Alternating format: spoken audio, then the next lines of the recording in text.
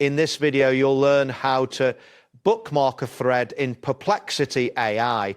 By following these steps, you will be able to easily save and access important threads whenever you need them. Start by opening the Perplexity AI application on your device.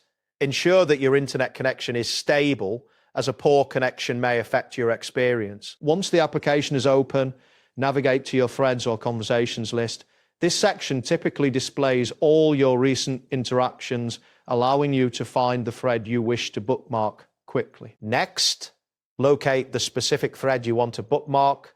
Click on it to open the thread. After a moment, the content of the thread will be displayed, providing you with all the necessary information. Inside the thread, look for the bookmark icon, which is usually positioned at the top of the screen. This icon may resemble a star or a flag, depending on the design of the application. After you locate the bookmark icon, click on it. Upon clicking, you should see a visual confirmation that the thread has been successfully bookmarked.